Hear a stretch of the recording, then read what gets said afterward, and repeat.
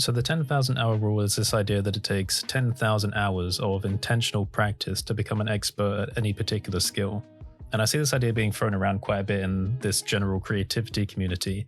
And it got me thinking about whether or not there's actually any weight behind it. About 1 or 2 months ago, I noticed on Twitter there was a thread with people basically contesting the idea and arguing the pros and cons behind it. But I figured that since it's such an arbitrary thing, it's a good opportunity to raise a discussion about time investment in skill development. Now, arbitrary is definitely the right word to use here because 10,000 hours is nothing short of arbitrary. And if you're curious, it comes to about 416.66666 whatever days. The thing about arbitrary numbers is that the very use of them brings the intention of the idea into focus, because it's basically translating to, we don't know how long it will take for you to become an expert. And it reminds you of this idea that I read somewhere, I don't know if it was Max Tegmark or Yuval Harari who said it, but it was something about the 20-year rule when it comes to predicting technology advancements.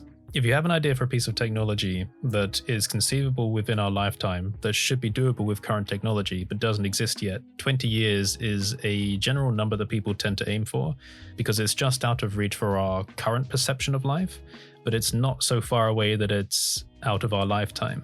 And I think 10,000 hours sits in a very similar place to this. Basically, what you're telling a student is, look, it's going to take you a long time to learn this skill and become an expert with it. We're going to give you a number so you have a target to aim for, but in reality, it doesn't matter. We're not going to take into consideration your unique behaviors and personalities and the ways that you learn more efficiently compared to other students. We're just going to give you this blanket number, and that's going to be it. But the problem with telling people this is that it almost becomes a guarantee, like a promise. Like when you hit 10,000 hours, you will be an expert. But in reality, we know, and I'm sure you know as well, that that's not how it works.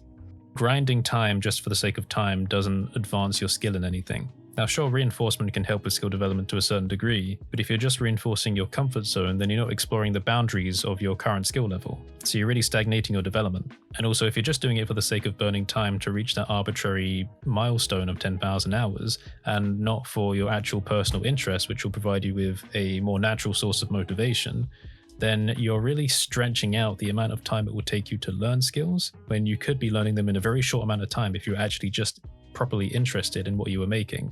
And I'm sure you've seen that there are lots of people in the community that can learn things at just like a lightning pace just because they're super interested in it. There's these little creators out there in the community that are really shining more than anyone else because they're just fiercely motivated and they have a fire inside them that makes them want to make things that no one has ever made before, and they just keep taking step by step further and further than people have gone before. And you think, well, maybe some people are more naturally inclined to just being brilliant at this kind of thing, but I don't think it's that simple. I think it is all about keying in a certain amount of personal, emotional satisfaction in the work, and if you can really key into that, then you can have like an almost infinite source of motivation. Just being able to create one thing after another purely for the desire of wanting to do so. And I don't think that's going to come just from having an arbitrary target like a 10,000 hour rule. So if you're a teacher or a mentor, I don't think it's a good idea to tell your students the 10,000 hour rule just as an arbitrary look, it's going to take a long time for you to get there. I think it's better on a one-to-one basis to have a look at the students' actual behaviors, how they learn best, because objectively people learn better in different ways. I mean, I'm a very visual learner. I need to be able to see something and structure it in my mind to be able to make sense of it. Then on top of that preferred learning style, we should be looking at what actually interests the students and getting them to make things around those interests, rather than getting them to do the same things that every other student is doing, because not only will that be more motivating for them, but it also gives them the promise of being able to share that work with the other students as well. And you'll likely build up an environment where people are excited to make the things they want to make and actually excited to share that with the other students as well. And this can provide you with an extra source of internal inspiration between the class. But I know this takes more effort, but I think it is a key thing for teachers and mentors to aim for, because in keying into a student's individuality and their uniqueness, you will likely help them to learn new things about themselves as well.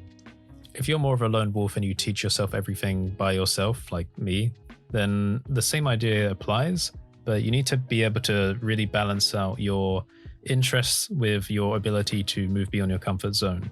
I've said before in previous videos that in my mind there are two key elements to skill development: experimentation and mileage. Experimentation meaning exactly that, trying out new techniques, doing things that you didn't know were possible beforehand. And then mileage on the flip side means taking those techniques you're learning about and actually applying them, spending time on them, practicing. Now, I'm sure you know many people that are either stuck onto one or the other of these two things, where they're either trying new things all the time but not really applying them in any way, or just doing the same thing over and over and over again and not trying anything new. It's extremely common to fall onto one of these two sides, but it takes a bit more intelligence and intuition to move into a more central point where you're maximizing both of these ideas, because I feel like if you can do that, then you will be massively speeding up the amount of time it takes you to become an expert in a particular field. And talking about all these hyper creative people we see in the community, like I mentioned, I feel like these are the kind of people that have really keyed into that central point. And I do truly believe that if you can really identify what gives you the most amount of emotional satisfaction, and you have a great balance of experimentation and mileage, and you have the right kinds of personal projects that will make use of all of these to their maximum potential, then you can learn more in a week than you will do in an entire year of just trying to burn out time for something you're not that interested in. So yeah, I think this 10,000 hour rule is completely arbitrary. It's not very useful at all. And if you are teaching students, then try to give them more bespoke one-on-one advice. Because I think the difference between giving them this blanket advice and actually going in deep and looking at their preferred learning style, their emotional satisfaction, what they're interested in, and keying them into this central point between experimentation and mileage will be the creation of either just another average creator or a creative genius. And again, if you're entirely self-taught, then keep all these things in mind and just remember that you can experiment without having to share your work with everyone. I think a lot of people don't like to experiment because they're afraid of making something that they think will make them look stupid. But just remember that everyone has a first day. Your first result is never going to be great, and you don't have to share everything with everyone, so you shouldn't really be worried about being embarrassed about trying new things. You can selectively pick and choose the best results of your experimentation and then share those with people. And then the validation you get back from that can help to encourage you to carry on with experimentation. Another thing to keep in mind as well is the patterns of learning tend to be universal in some way.